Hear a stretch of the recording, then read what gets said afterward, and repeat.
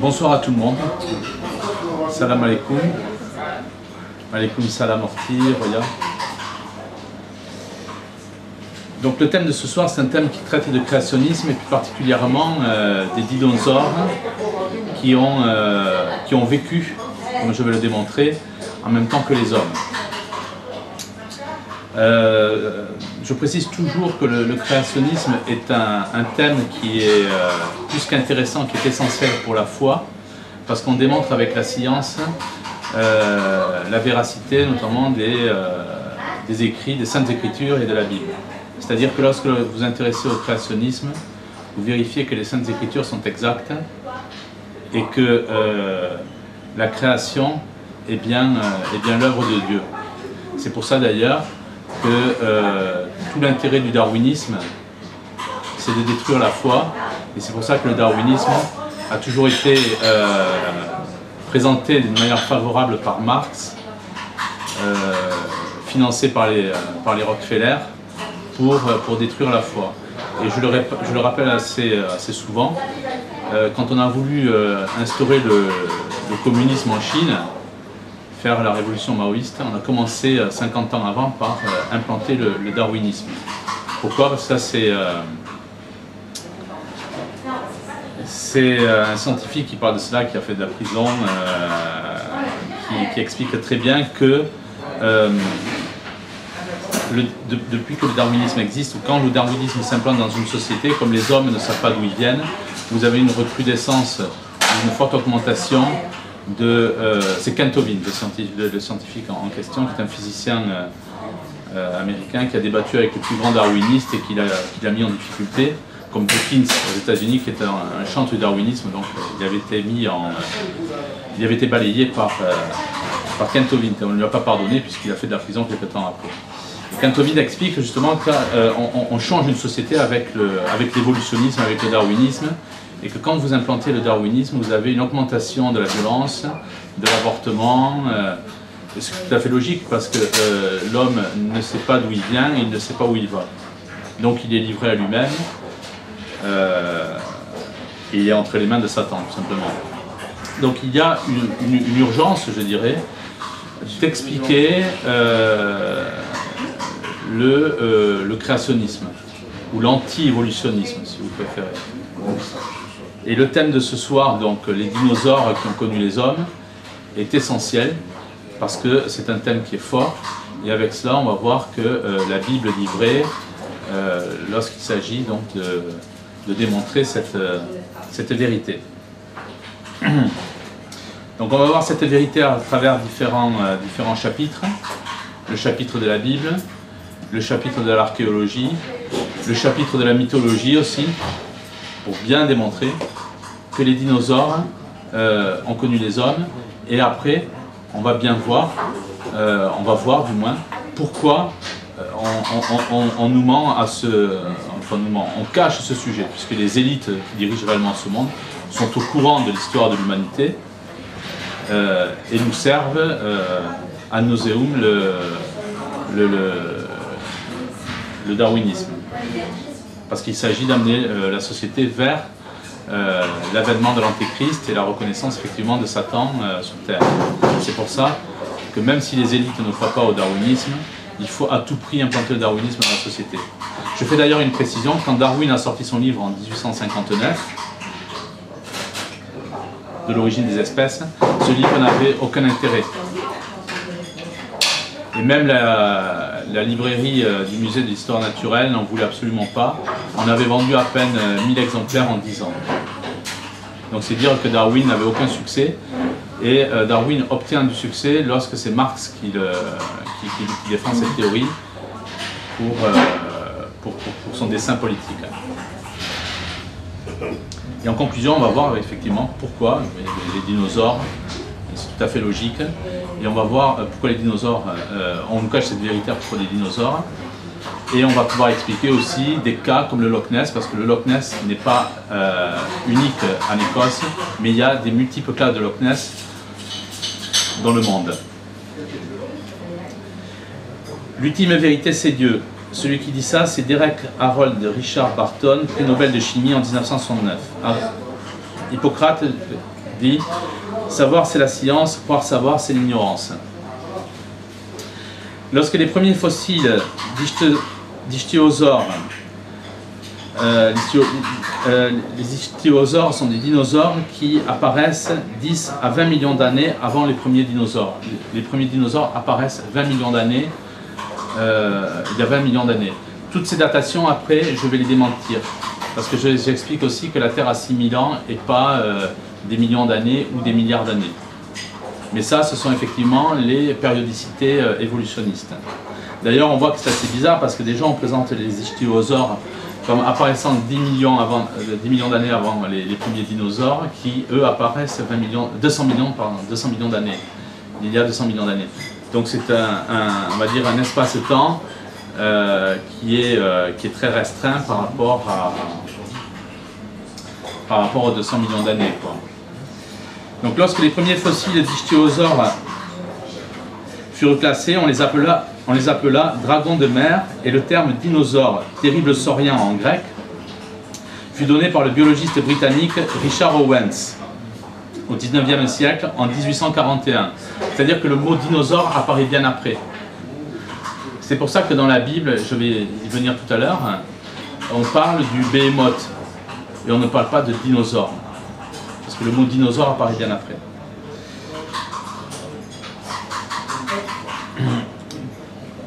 Donc lui, Richard Owen, au XIXe siècle, parle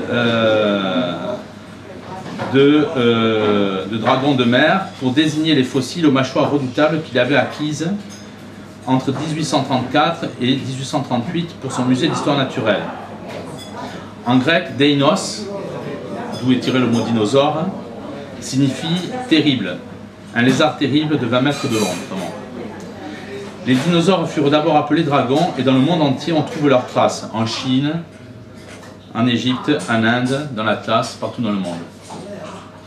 La disparition des dinosaures est située à 60-70 millions d'années, il y a 60-70 millions d'années, c'est-à-dire longtemps avant l'apparition de l'Homo sapiens, c'est-à-dire l'homme moderne. L'Homo sapiens apparaît, selon les évolutionnistes, ce qui est complètement faux aussi, il y a 200 000 ans. Donc tout ça, je le répète pour être bien lourd, mais pour être en même temps bien précis, c'est tout à fait impossible puisque les dinosaures ont connu les hommes. Donc il va falloir s'attaquer à cette datation, à ces longues périodicités. Et on va voir que l'histoire de dire que la Terre a 4 milliards d'années, c'est un élément qui est tout à fait nouveau. À la Révolution française, jusqu'à la Révolution française, par exemple, on ne disait pas que la Terre avait 4 milliards d'années. Tout ça, je vais y venir. Les dinosaures et la Bible. Alors par exemple, dans le livre de Job, 40, 15 et 24, on montre que les dinosaures ont côtoyé les hommes. Alors le chapitre en question, c'est « Voici Béhémoth que j'ai créé comme toi, il se nourrit d'herbe comme le bœuf. Voici donc sa force, vois donc sa force est dans ses reins, et sa vigueur dans les muscles de ses flancs. Il dresse sa queue comme un cèdre, les nerfs de ses cuisses s'entrelacent. Ses os sont des tubes des reins, ses côtes sont des barres de fer, c'est le chef-d'œuvre de Dieu. Il se couche sous les lotus, dans le secret des roseaux et des marécages. » Alors quand vous lisez par exemple que sa vigueur est dans les muscles et ses flancs, il dresse sa queue comme un cèdre, il ne s'agit en aucun cas d'un hippopotame. Je dis ça parce que dans les Bibles modernes, quand on enlève Béhémoth, il remplace le Béhémoth donc par hippopotame, mais ça ne peut pas être un hippopotame. C'est-à-dire qu'en fait Job voit un monstre qui est un dinosaure, tout simplement. C'est bien la description d'un dinosaure. Il y a un autre passage aussi dans Job, c'est celui donc 40, 25 à 31, donc je vais vous le lire, qui dit « Pourras-tu enlever Léviathan à l'hameçon ?» Léviathan, c'est un dinosaure marin en fait, c'est un plésiosaure, c'est ce que vous avez au Loch Ness. « Et avec une corde lui lier la langue. Cribleras-tu sa peau de dard, l'orponneras-tu à la tête comme un poisson. Essaie de mettre la main sur lui, au souvenir de la lutte, tu ne recommenceras plus. Qui donc l'a affronté sans en pâtir? Personne sous tous les cieux. je parlerai aussi de ses membres, je dirai sa force incomparable, qui a découvert par devant sa tunique, pénétré dans sa double cuirasse. Superbes sont les lignes de ses écailles, comme des sceaux étroitement liés. Chacune touche à sa voisine. Un souffle ne paraissait pas entre elles. On voit bien que là aussi, ce n'est pas un hippopotame. Lorsqu'on parle des écailles notamment. Dans Isaïe 36, oracle sur les bêtes du Negev, au pays de la détresse, de l'angoisse et de l'aridité, de la lionne et du lion, de la vipère et du dragon volant. Là, il parle de dragon volant. Dans Genèse 1, 21. Dans Genèse 1, 21, on parle d'un monstre marin. Mais ça, c'est une traduction qui est une traduction en français, c'est-à-dire que le terme hébreu en 1, 21, au lieu de parler donc de monstre marin, le terme hébreu, quand il est traduit donc par le dictionnaire d'hébreu biblique de Brown Driver Briggs, on parle de Gedolim Taninim. Et en fait, Tanin, au pluriel, donc Taninim, signifie serpent, dragon, monstre marin. C'est-à-dire que dans la Bible, dans Genèse 1, 21, on a donné la traduction donc, de monstre marin, mais on aurait dû traduire par monstre marin. Ce qui va quelquefois amener à dire les musulmans, mais la Bible est faussement traduite. C'est une petite erreur à ce niveau-là, une erreur un peu malheureuse, comme on le voit avec Behemoth dans les traductions modernes. Ce qui n'empêche, dans les notes de bas de page, normalement ça doit être précisé effectivement que le terme donc d'animaux aquatiques, voilà, ces grands animaux aquatiques qui apparaît au lieu de monstres marins. Parce qu'avec monstres marins, on comprend beaucoup mieux. Donc on voit bien que la Bible, entre la Genèse, Isaïe et plusieurs passages de Job, on voit bien que les hommes ont bien connu les dinosaures. On le voit aussi à travers la mythologie et l'histoire. Dans l'Iliade, Homère évoque un dragon au dos fauve qui se tenait près de la fontaine d'Aulus. Alors je cite: un dragon terrible dont le dos était marqué de taches de sang sort de dessous l'autel et s'élance vers le platane. Là, sur la dernière branche, étaient 8 jeunes passereaux, tendres rejetons, tremblants sous le feuillage, avec celle qui leur donna le jour. Ils brisent et dévorent cruellement la couvée, malgré leurs accents douloureux. La mère plaintive, désolée, volait autour de ces chers rejetons, et la saisit par les ailes et se replie autour de l'oiseau qui perçait l'air de ses airs. Mais à peine englouti, les passereaux et la mer, que le Dieu lui envoya, faisant de lui un signe mémorable, le transforme en pierre. Donc dans l'Iliade, Homère parle bien effectivement d'un dragon terrible. Pour rester en Grèce, le savant pythagoricien Apollonius de Tyane, qui a vécu 99 ans, 2 ans avant Jésus-Christ, 97 ans après. Les loges maçonniques, notamment à Genève, le Grand Orient de France a repris ce nom de Apollonius de Tyane. Enfin bon, c'est un petit clin d'œil comme ça.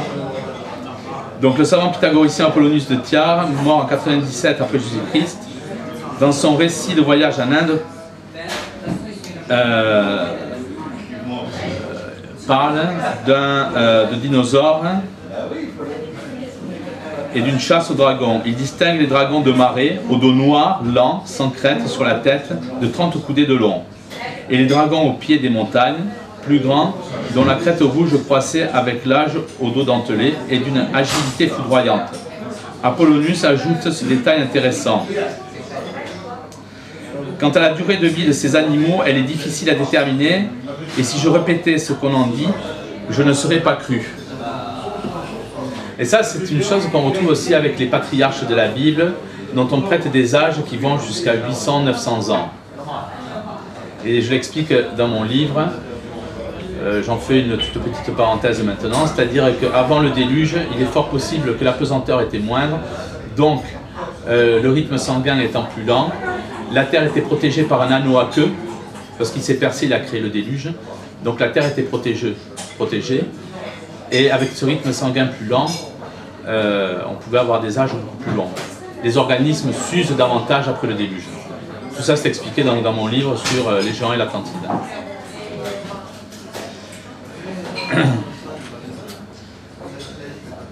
C'est-à-dire que dans ce cas, que prend Apollonius de Tyr, il semble dire que tout ce qui est géant vit plus longtemps. Et donc on en revient encore une fois aux géants qui pouvaient vivre plus longtemps.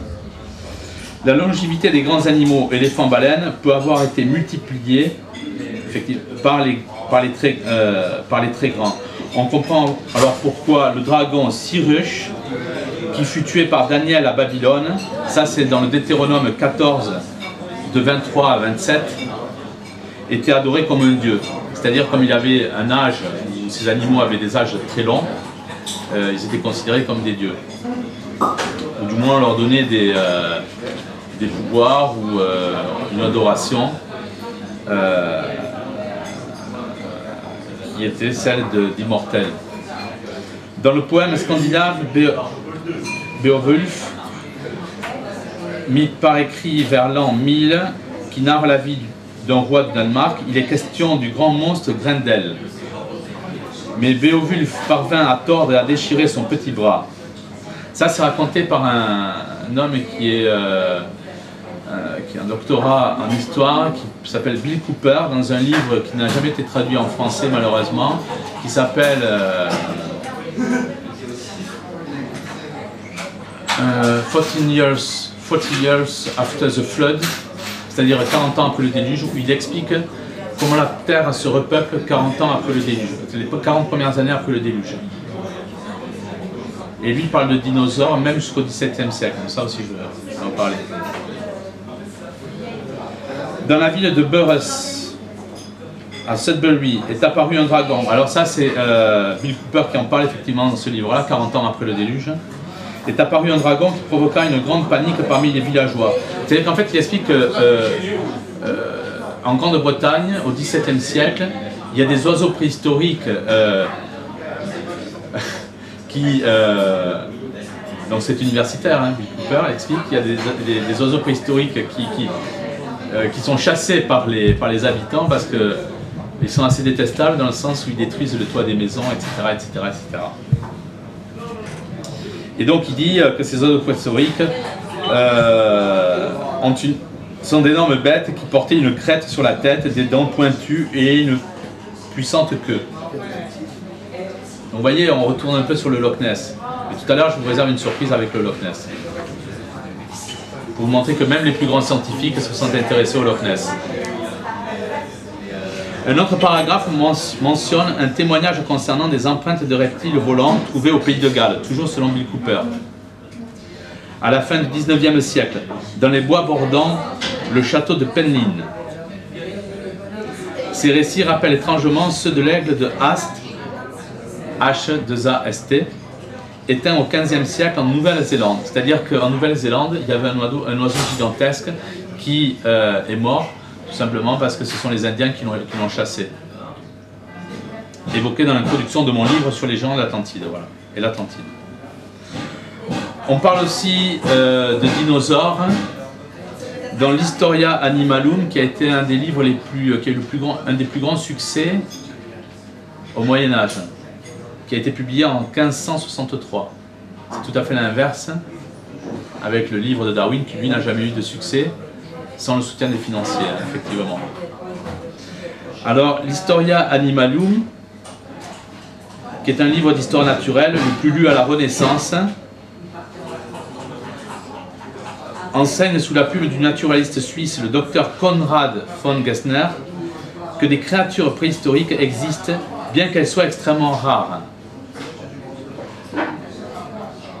Alors pourquoi en fait elles sont rares? On peut le penser parce qu'après le déluge, il y a une accentuation de la pesanteur, selon différents scientifiques, comme le docteur Bogue qui a fait des essais là-dessus. Et donc tout ce qui est gros ne peut plus se déplacer et meurt. Et donc on peut dire que les grandes espèces qui restent sont les espèces marines. Toujours au XVIe siècle, le naturaliste, donc le docteur Konrad von Gessner, évoque l'histoire d'un berger appelé Battista qui aurait tué en 1500 et quelques, près de Bologne, un grand lézard semblable à un Tanistropheus. Et là, je me répète, c'est l'Historia Animalum, donc, qui a été publié en 1563, qui est le livre le plus lu à la Renaissance. Dans les châteaux construits par François Ier, figurent des centaines de salamandres, entre guillemets, des salamandres géantes. Animal héraldique du roi. En fait, c'est son emblème. Hein. On y retrouve de même l'emblème de son épouse Claude, le cygne navré, celui de son prédécesseur Louis XII, le porc épic. C'est-à-dire qu'on retrouve cette salamandre, enfin, on dit que c'est une salamandre parce qu'on ne peut pas dire autrement, on est un peu gêné, mais parmi d'autres animaux qui, eux, sont bien répertoriés, sont bien connus. C'est-à-dire qu'on le retrouve aussi avec l'hermine d'Anne de Bretagne, avec des animaux bien réels, et qui ont existé donc d'une manière sûre. Le bas-relief du château de Blois au XVIe siècle ne ressemble pas à une salamandre, mais à un platéosaure. C'est-à-dire que François Ier, on prétend que c'était une salamandre à l'heure actuelle, une salamandre géante, mais ça ressemble fort à un platéosaure. Ce n'est pas le seul cas, on va voir qu'il y a d'autres cas comme cela. Platéosaure qui a un long cou, des écailles bien séparées, des membres très forts, des membres postérieurs très forts, et une très longue queue. C'est-à-dire qu'on revient aussi un peu à la description du Behemoth qu'on retrouve dans Job 40-15. Donc ça s'oppose à la salamandre. Rugulus, le général de la première guerre punique, perdit 40 hommes dans l'opération, une opération donc de chasse, et il a envoyé au Sénat romain la peau du monstre, longue de 120 pieds, c'est-à-dire 36 mètres. Et les nombreux auteurs antiques en parlent comme d'un fait historique bien connu, notamment Saint Jean Damascène, au 7e siècle, donc après Jésus-Christ, dans un essai qui s'appelle sur les dragons et les esprits. Donc on voit bien qu'il y a par exemple un saint, Saint Jean Damascène, qui au 7e siècle a écrit un livre qui s'appelle Les dragons et les esprits, ou Sur les dragons et les esprits. Nombreux sont les saints que l'on appelle des soroctones, en grec qui veut dire tueur de dragons, qui sont répertoriés, c'est-à-dire qu'ils sont célèbres pour avoir tué, domestiqué ou chassé un dragon. D'ailleurs, c'est assez marrant parce que vous allez chez des vous regardez l'art inca, vous retrouvez sur des plaques en or des reproductions d'opérations du cerveau, mais vous retrouvez aussi des incas en train de monter un dinosaure. Et vous avez des saints, notamment en Écosse, le saint irlandais qui a évangélisé l'Écosse, qui s'appelle Colomba, Saint Colomba. Vous le voyez avec une croix, en train donc de s'opposer, si j'ose dire, au Loch Ness. Mais ce n'est pas le seul, parce que vous retrouvez donc des saints comme Saint Georges qui terrasse le dragon, Sainte Marthe, Saint Armel, que vous retrouverez dans des histoires avec des dinosaures. Ces animaux étaient donc bien présents, et ça rapproche avec les récits donc, de ce docteur en histoire qu'on appelle qui a écrit ce livre sur la première repopulation de la Terre, la première vague de repopulation de la Terre, qui s'appelle Bill Cooper. À Barcelone, dans la chapelle du Palais, se trouve une magnifique nappe d'autel réalisée en 1600 par Antoni Sadurni, S-A-D-U-R-N-I, donc Antoni Sadurni, et représentant Saint Georges affrontant un dragon. On distingue au sol, tout autour du dragon, les ossements de ses victimes. La taille de l'animal est donnée par comparaison avec le cheval. Or, il existe un dinosaure très similaire à ce dragon en taille et en forme, en particulier avec ses dents acérées, qui s'appelle le nothosaure. Partout, vous retrouvez, vous avez même un évêque en Angleterre, sur sa tombe, vous avez des morceaux de plaques en cuivre où vous retrouvez des représentations de dinosaures. Et on a mis un tapis dessus. En 1924, lors de l'expédition scientifique d'Oeni D-O-H-E-2-N-Y, sur l'art rupestre, qui a été découvert donc dans le canyon d'Avazupai en Arizona. Vous retrouvez un pétroglyphe représentant un dinosaure. Alerté, le spécialiste américain des dinosaures ne jugera pas utile de se déplacer et répondit: ce n'est pas un dinosaure, c'est impossible car nous savons que les dinosaures ont disparu il y a 12 millions d'années, avant l'apparition de l'homme. C'est-à-dire que, enfin bon, 12 millions d'années c'est kiff-kiff, on n'est pas obligé de justifier avant l'apparition de l'homme parce que l'homme apparaît, comme je vous ai dit, il y a 200 000 ans, c'est pas grand-chose par rapport à 12 millions d'années, mais ce qui est intéressant, c'est que là, en 1924, on dit que les dinosaures ont disparu il y a 12 millions d'années. Aujourd'hui, on dit que c'est 60 à 70 millions d'années. Vous voyez un peu? C'est-à-dire que entre 1924 et 1980, on a multiplié par 5 cette périodicité. Et ce sont les mêmes aujourd'hui qui, on va dire 90 ans après, affirment que la Terre a 4 milliards d'années. Ça, on va en reparler. Donc ce scientifique qui dit que c'est impossible, etc., parce que les dinosaures ont disparu il y a fort longtemps, c'est exactement la même chose que vous retrouvez en 1980 dans un cas semblable, seulement là il ne s'agit pas d'un dinosaure.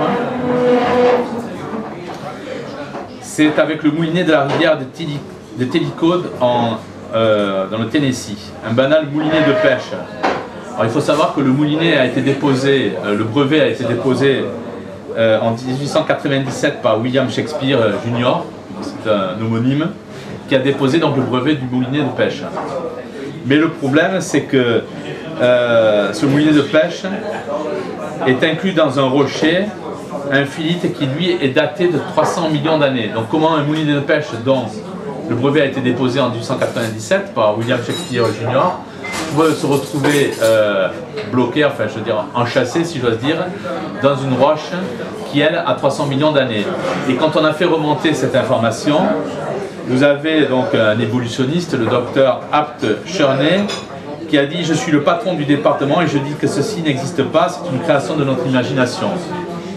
Tout simplement parce que ça démentait sa vision du monde, sa vision de l'évolution. Mais lorsqu'on a bien compris que la Terre a 6000 ans, tout ça est fort possible.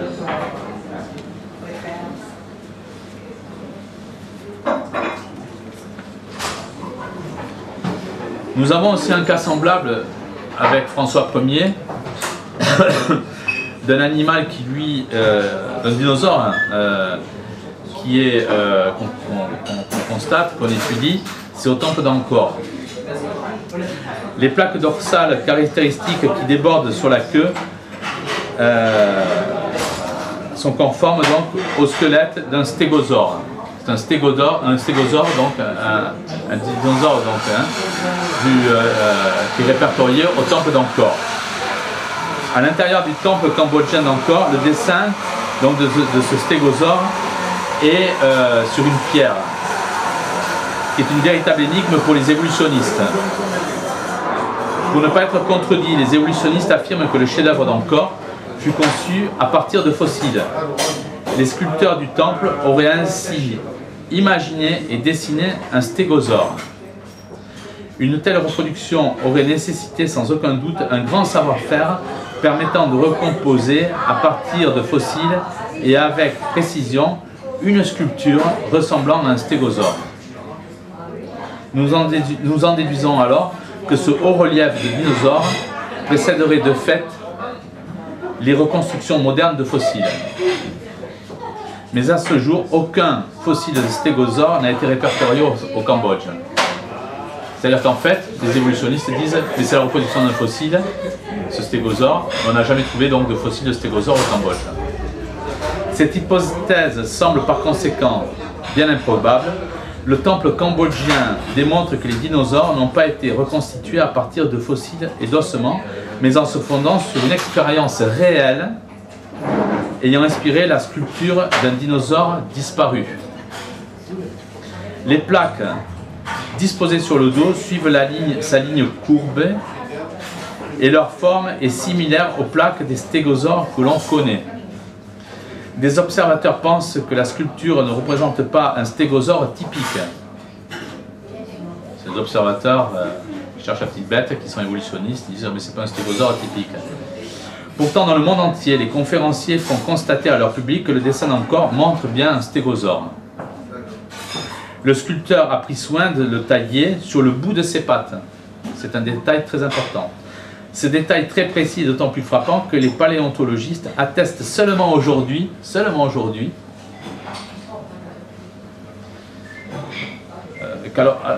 avec le temple d'Angkor, ce que j'ai oublié de préciser, c'est qu'on est au 7e siècle.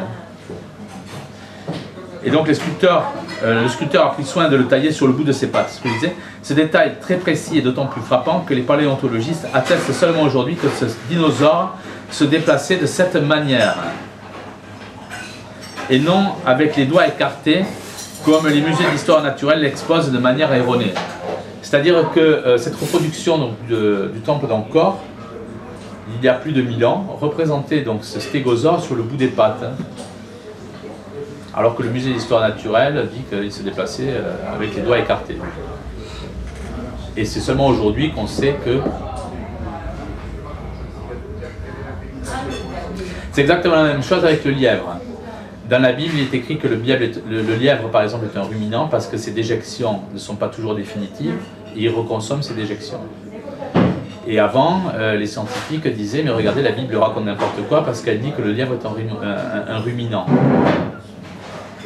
Et les scientifiques se sont rendus compte dans les années 50 que la Bible avait raison. On s'est bien rendu compte que le lièvre était un ruminant parce qu'il consommait effectivement des déjections non définitives.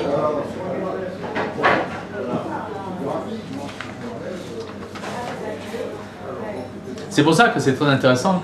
Quelquefois, avant d'enseigner la foi, il faudrait commencer par le créationnisme. En outre, le temple d'Angkor ne présente que des animaux réels. Donc on voit bien là encore une fois, vous avez un stégosaure parmi des animaux réels. Cela signifie que dans le cas du stégosaure, l'artiste aurait fait exception en sculptant un animal imaginaire dont la précision sur le mode de déplacement a devancé nos connaissances pendant plusieurs siècles. Un autre problème surgit, les paléontologistes ont constaté que des épines manquaient sur la queue de l'animal. Or, il existe plusieurs espèces de stégosaures différenciées par leur taille et le nombre de pointes sur la queue. De plus, la tête figurant sur la reproduction du temple d'Angkor est différente des reconstructions opérées maintenant à partir de fossiles. Mais à ce jour, aucun fossile de stégosaure n'a été répertorié au Cambodge, comme je vous disais. Cette hypothèse semble par conséquent bien improbable. Le temple cambodgien d'Angkor démontre que les dinosaures n'ont pas été reconstitués à partir de fossiles et d'ossements, mais en se fondant sur une expérience réelle ayant inspiré le sculpteur d'un animal disparu. Autre cas, vous avez semblable, celui-là. En Australie, dans le nord du Queensland, vous avez une peinture pariétale qui montre des Indiens de la tribu Kukui Yalanji, réunis autour d'un plésiosaure, donc comme le Loch Ness. Ils sont en train de le chasser, ce sont des Indiens qui chassent à la lance donc un plésiosaure, et ils ont même dessiné un élément qui est un détail, c'est-à-dire tout le tube digestif de ce plésiosaure. C'est-à-dire qu'en fait, là, ils ne se sont pas satisfaits de fossiles, mais ils ont certainement ouvert l'animal. Vous avez une photo de cet art pariétal dans mon livre sur les géants et l'Atlantide. Dans la région de Kari, en Asie mineure, une urne datant de 530 ans avant Jésus-Christ est décorée d'un mosasaure avec un phoque, un dauphin et une pieuvre. La région de Kari, en Asie mineure. Vous avez aussi des mosaïques romaines du 2e siècle avant Jésus-Christ qui montrent un Tanistropheus, qui est un dinosaure marin, au long cou. Vous avez aussi donc des gravures pariétales effectuées par des Indiens Anasazi d'Amérique du Nord, qui est à l'heure actuelle l'État d'Utah, qui vivaient dans la région 150 ans avant Jésus-Christ, de 150 ans avant Jésus-Christ à 1200 ans après Jésus-Christ, qui donc ont représenté un dinosaure Même les scientifiques anticréationnistes reconnaissent qu'il s'agit d'un dinosaure et que le film brunâtre qui a durci sur l'image au long des intempéries témoigne de son âge. En 1887, l'archéologue allemand Robert Koldewey observe qu'au VIe siècle avant Jésus-Christ, sous le règne du roi Nabuchodonosor, un artiste babylonien avait embelli la porte d'Ishtar avec des dragons au long cou. Partout dans le monde, vous avez des reproductions de dinosaures. Autre chapitre très intéressant, maintenant qu'on a vu effectivement que les dinosaures étaient présents dans la Bible, dans la mythologie, dans l'archéologie, certaines personnes affirment, comme Bill Cooper, l'historien Bill Cooper, que les dinosaures sont encore présents de nos jours dans le monde, qu'ils existent encore, qu'on peut les rencontrer. Dans ce dernier cas, la revue flamande Léviathan relate qu'une équipe de scientifiques qui était sur les traces du monstre du Loch Ness a récemment rejoint les rives du fjord de Rumsjön en Norvège. Des témoins affirment avoir aperçu un monstre semblable à celui du Loch Ness. Ce type de récit est tout aussi courant dans ce coin de Norvège. Les premiers remontent au XVIIIe siècle. Cette nouvelle a même été diffusée par la BBC et le Sunday Herald du 12 juillet 2002. Il y a quelques années, ces témoignages avaient conduit plusieurs expéditions scientifiques au Congo, dans la forêt équatoriale de Mokele-Mbembe. Pour les créationnistes, ces monstres ne seraient rien d'autre que les survivants des derniers dinosaures, des rescapés du déluge. Concernant Nessie, c'est-à-dire le monstre du Loch Ness, Bill Cooper expose que l'Écosse compte plusieurs lochs et d'autres auraient été aperçus à l'instar du loch Morar. D'ailleurs, quand vous voyez le Loch Ness, j'y suis allé, à Drumnadrorit, c'est un village qui est donc sur les bords du Loch Ness, où tout le monde a vu le Loch Ness ou connu quelqu'un qui a vu le Loch Ness, enfin du moins le monstre. Et là, le Loch Ness c'est énorme, ça fait 22 mètres de long, c'est pas un petit, c'est pas un petit lac, je dirais, ou un petit loch. Et vous avez là, à côté, le Loch Morar, où vous avez des histoires semblables. Depuis la Seconde Guerre mondiale, seulement pour le Loch Morar, vous avez 40 témoignages qui ont été enregistrés de personnes donc, qui disent avoir vu donc, un monstre marin qui ressemble à un plésiosaure, un dinosaure marin. En 1948, 9 passagers d'un bateau prétendent y avoir vu une créature ressemblant à un serpent d'environ 6 mètres. La rencontre la plus célèbre est celle réalisée en 1969 par 2 pêcheurs, Duncan MacDonald et William Simpson, qui se trouvaient à bord d'une vedette. Ce sont les témoins effectivement donc, de ce monstre au Loch Morar. Ils affirment avoir heurté le dos d'une créature. Simpson ouvre le feu, mais l'animal parvient à s'enfoncer lentement dans les eaux sombres du Loch Morar. Ils décrivent un animal mesurant entre 7 et 9 mètres, avec une peau dure, 3 bosses de près de 50 cm dépassant de la surface du loch et une tête de même taille. Cette description ressemble à celle d'un plésiosaure.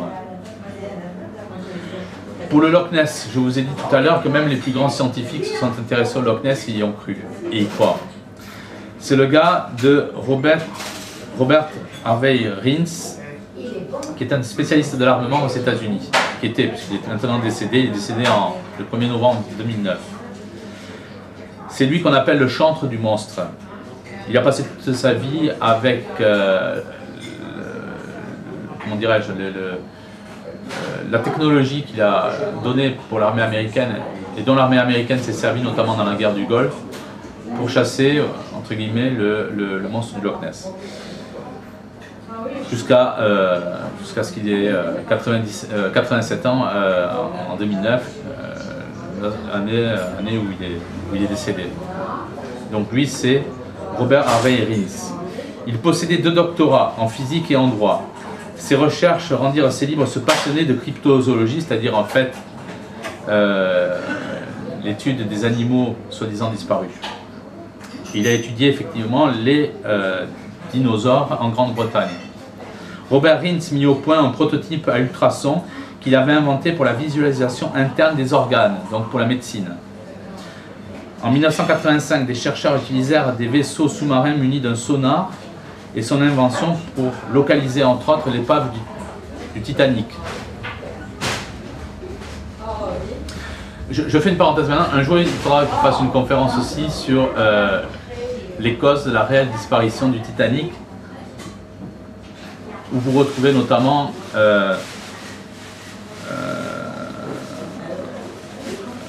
de grands banquiers qui n'ont jamais embarqué sur le Titanic et qui étaient enregistrés. Le Titanic n'a jamais été coulé par un iceberg. Il s'agit tout simplement d'un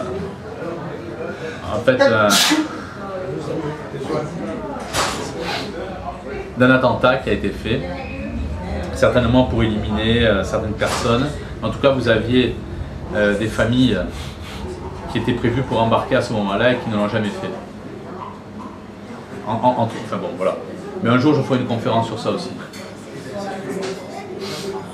Mais ça ne vous empêche pas de chercher. Vous avez beaucoup de littérature en anglais et en allemand. On a parlé d'un cyclo jésuite également. Sur le Titanic. Je cherche le nom de celui qui en allemand a écrit là-dessus.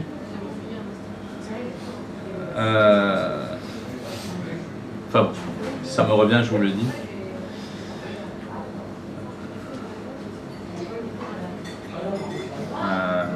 Bon, c'est pas grave.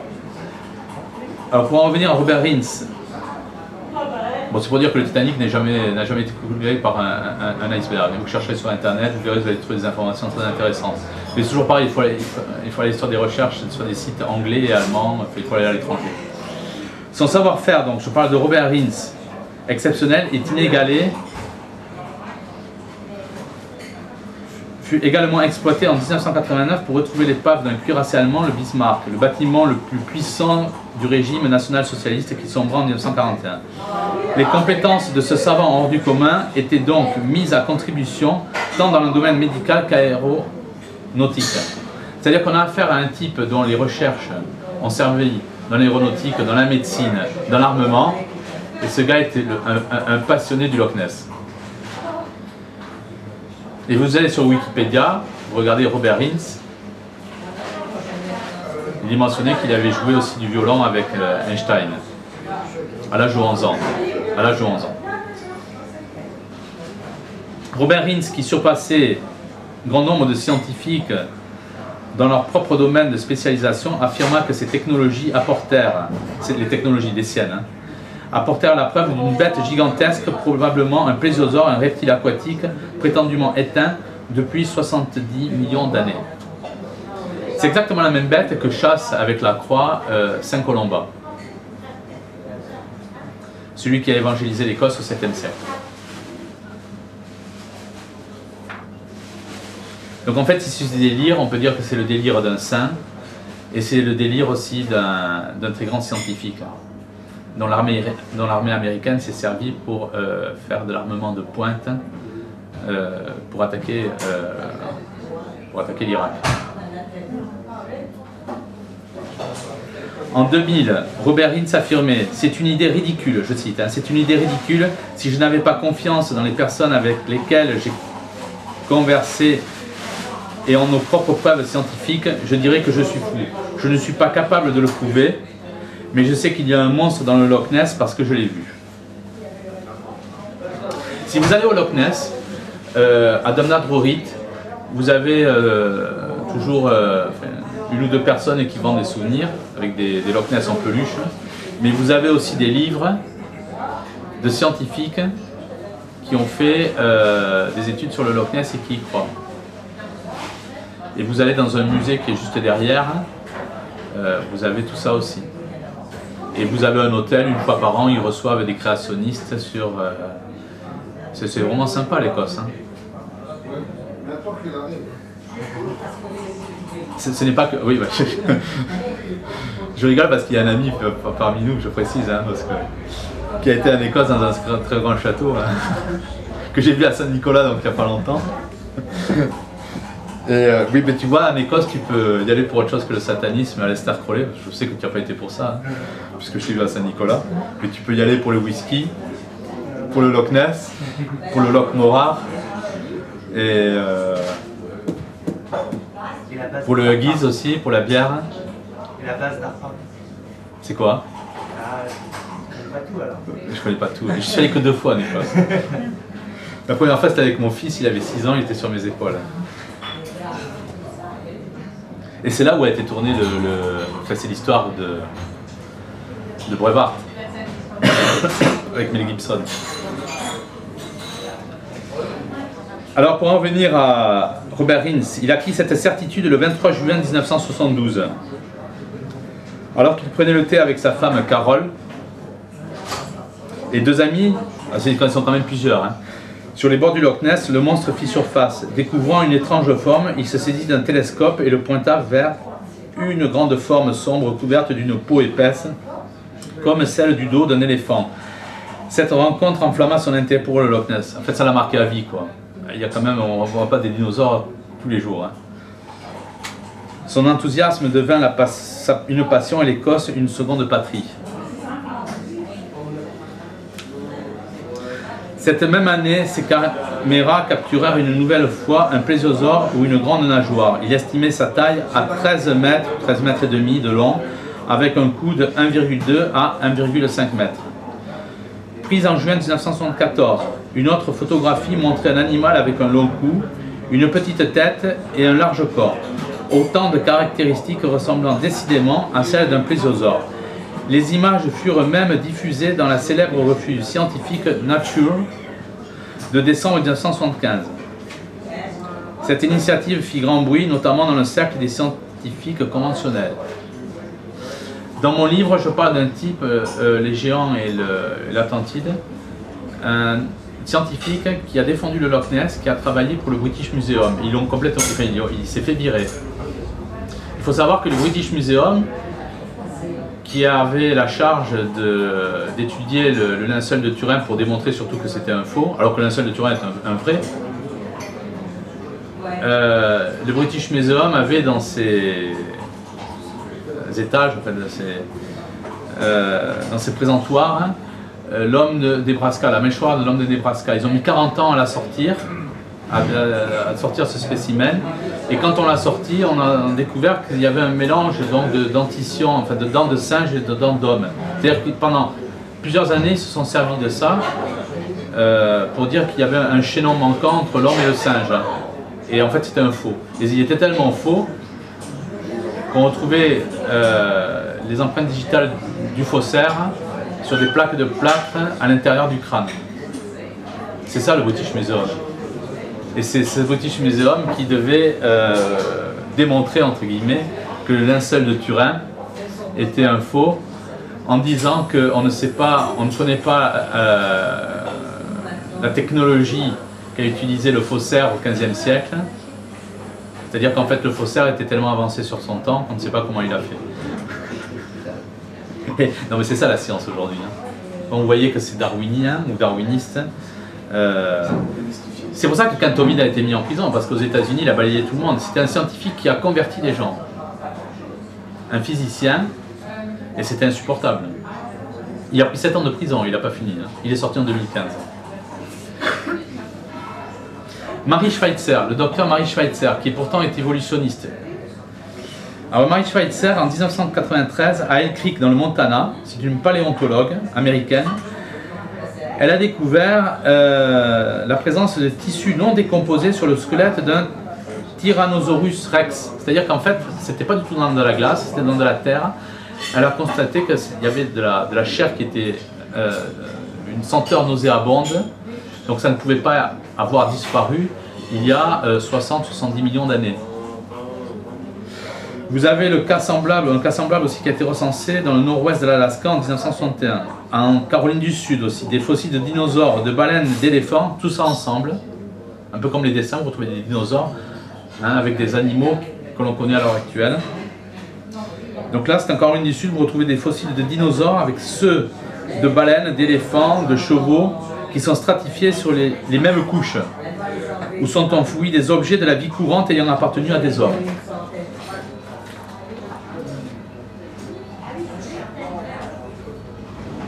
Donc comme je l'ai expliqué, ces dinosaures ont très certainement disparu avec le déluge. C'est-à-dire que le déluge aurait pu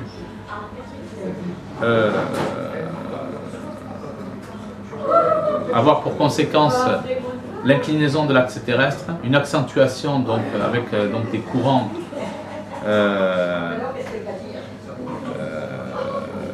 aurait pu donc amener une accentuation de la pesanteur, des courants magnétiques, ce qui aurait pu donc avoir pour conséquence la disparition de tout ce qui est gigantesque, y compris les hommes.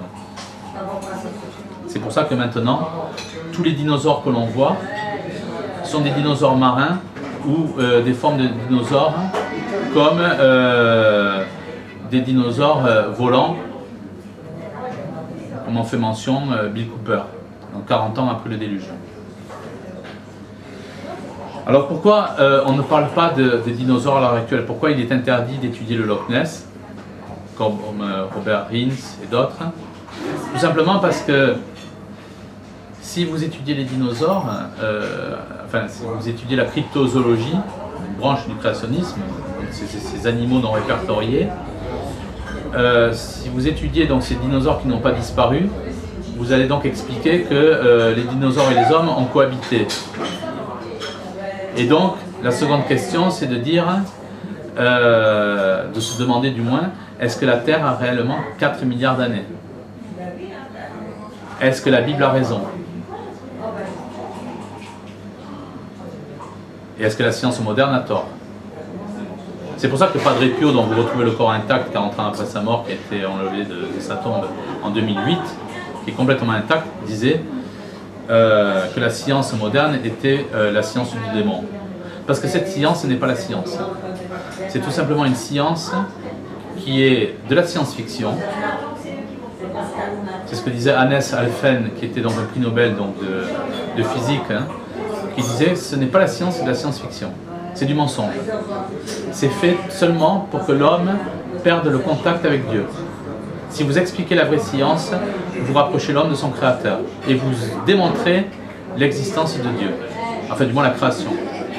Donc quand vous avez un pouvoir, une élite qui est sataniste, cette science est financée par des satanistes dans un seul but, que l'homme perde la connaissance de Dieu. Alors vous avez plusieurs preuves qui démontrent que la Terre a 6000 ans. J'en prends quelques-uns. La quantité de sel dans le plus ancien lac du monde est en contradiction avec son âge supposé et suggère un âge plus conforme à sa formation avec le déluge de Noé, ce qui est en accord avec un âge jeune pour la Terre. La vitesse de croissance des deltas des fleuves est en accord avec une durée de milliers d'années depuis le déluge biblique, mais pas avec de vastes périodes de temps. L'argument remonte à Mark Twain, etc., qui avait étudié entre autres le Mississippi. Voilà. La quantité de sel dans la mer, même en ignorant l'effet du déluge biblique et en faisant l'hypothèse d'une salinité nulle au départ et de vitesse d'apport et d'élimination du sel propre à maximaliser le temps nécessaire pour accumuler la totalité du sel, l'âge maximum des océans, 62 millions d'années, est inférieur à 1/50e de l'âge déclaré par les évolutionnistes. Cela suggère que l'âge de la Terre est celui aussi radicalement plus petit. Mais bon. La pression pour les puits de pétrole, qui n'est pas assez importante. La présence de carbone 14 dans le pétrole suggère aussi des âges de milliers et non de millions d'années. Il y a plusieurs exemples comme ça. La présence d'un champ magnétique important autour de Mercure n'est pas compatible avec son âge supposé de milliards d'années. Il y a plusieurs exemples. Vous avez aussi le cas des satellites de Saturne qui jouent le rôle de balai et qui donc rendent les anneaux, je dirais, invisibles en quelque sorte, puisqu'ils enlèvent tout ce qui est planétissimo et poussière. Si l'univers avait plus de 4 milliards d'années, ou moins de 4 milliards d'années, il n'y aurait plus d'anneaux autour de Saturne. Vous avez la même chose avec un satellite de Jupiter qui s'appelle Io, qui a une activité volcanique tellement puissante que les pins volcaniques sortent de son attraction. Io donc est bombardé d'éclairs toutes les 6 secondes par Jupiter. Il y a une surface saline aussi. Et si l'univers avait plusieurs milliards d'années, il n'y aurait plus de surface saline et ce satellite n'existerait plus au vu de son activité volcanique. Vous avez plusieurs cas, c'est aussi le cas des comètes, où on est très embêté, c'est-à-dire qu'une comète, pour pouvoir exister, elle ne peut pas avoir un grand noyau, mais elle est obligée d'avoir un petit noyau. Mais avec, je dirais, l'usure, la condensation du noyau, on a été obligé donc de trouver, et c'est les plus grands astronomes qui ont trouvé ce subterfuge, c'est de dire qu'il y avait un accord entre le petit noyau, la consommation du noyau, le petit noyau et l'âge de l'univers. Pour dire que ces comètes sont des dinosaures des bibliothèques du système solaire, il fallait trouver donc un subterfuge. C'est de dire que notre système solaire est entouré, c'est la ceinture Dog, si je me souviens bien, qui servait de station-service, où les comètes se régénéraient. Et avec les sondes, on s'est rendu compte que cette ceinture Dog n'a jamais existé. Donc les comètes ne se régénèrent en aucun cas. La réalité, c'est que l'univers n'a pas de milliards d'années, une fois de plus, donc, comme l'univers a 6000 ans, comme la Terre, et comme l'explique la Bible, les comètes n'ont pas besoin d'être régénérées.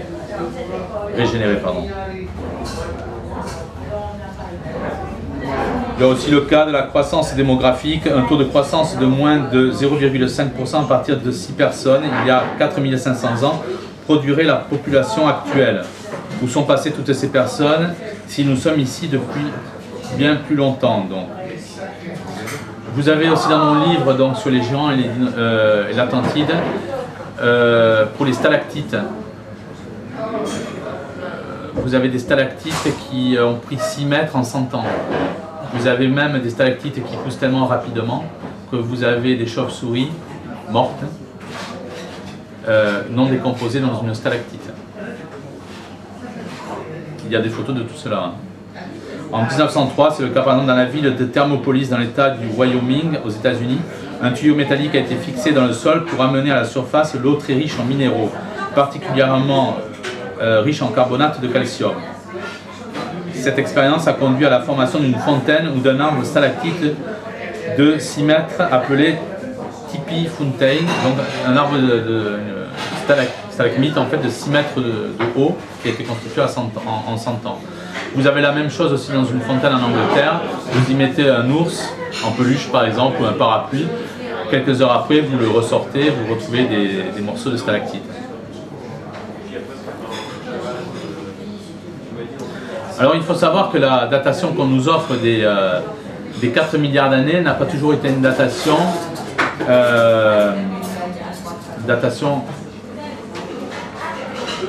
choisie ou défendue par les scientifiques.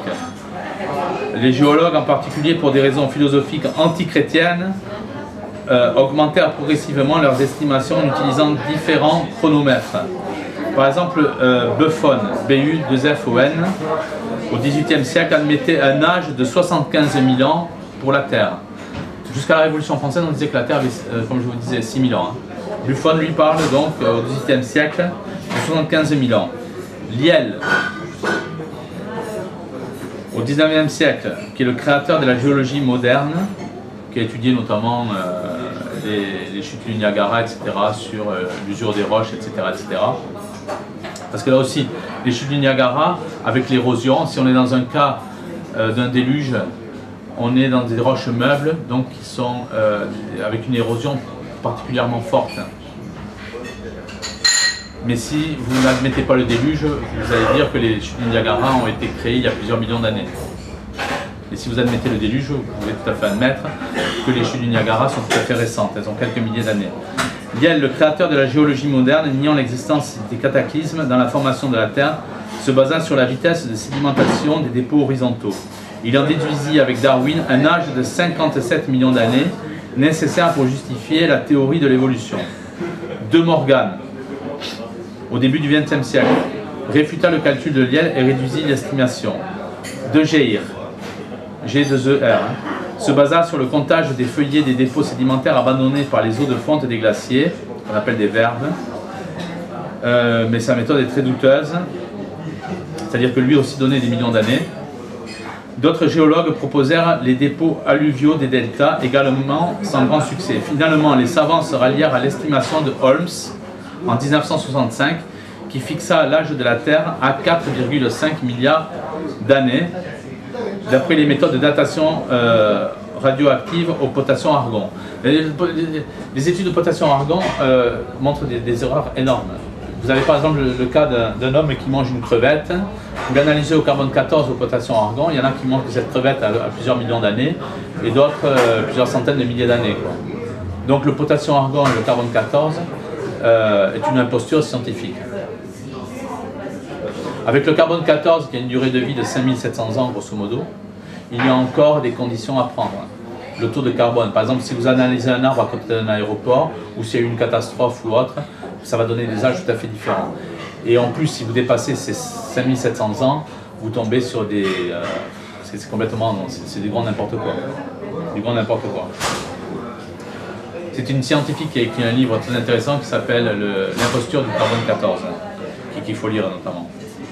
d'Osterwijk, 2 OS. T-E-R-V-I-J-K. Donc on voit bien qu'entre Buffon, Lyell, etc., vous avez des âges de la Terre, ça a été vu, voilà. Citons ce qu'en pense un spécialiste, le docteur Buru. Ça c'est tout à fait intéressant. Si une date obtenue par le carbone 14 confirme nos théories, nous la faisons figurer dans le texte. Si elle ne les contredit pas entièrement, nous la reléguons en note. Et si elle s'écarte tout à fait de la valeur espérée, nous la laissons de côté. C'est la science actuelle. C'est-à-dire que quand ça ne va pas dans les clous, c'est ce que vous retrouvez avec le moulinet à Tellico, au Tennessee, donc ce que je vous disais, avec des roches qui ont plusieurs millions d'années, et un moulinet donc, dont le brevet a été déposé en 1897, parce que ça n'allait pas dans le canevas des évolutionnistes. On dit que ça ne peut pas exister, donc ça ne nous intéresse pas, ce n'est pas possible. Des peintures donc analogues à celles de Lascaux dans la grotte de Nyon ont été datées à 8000 ans, mais après avoir été écartées arbitrairement, des échantillons datés de 4000 à 5000 ans ont été étudiés, ont été écartés tout simplement, écartés parce que ça allait dans le sens d'un âge de la Terre, comme le prétend la Bible. Alors si les dinosaures ont existé en même temps que les hommes, pourquoi cacher cette vérité? Ça c'est ma conclusion. Mais tout simplement parce que on revient à l'inhérence biblique, c'est-à-dire la véracité des Saintes Écritures. Par la science, nous pouvons attester effectivement que ce qui est écrit dans la Bible est vrai, et que cette science, qui est celle des financiers, et qui met en prison tout ce qui n'est pas franc-maçon et tout ce qui est croyant, mais cette science, c'est la science du démon, comme disait effectivement Padre Pio, c'est la science du mensonge. C'est tout simplement la seule raison pour laquelle c'est une des plus grandes pages de l'histoire de la Terre, qui consiste effectivement à prouver que les dinosaures et les hommes ont été contemporains et le sont encore, n'est pas étudiée. Voilà, je vous remercie infiniment.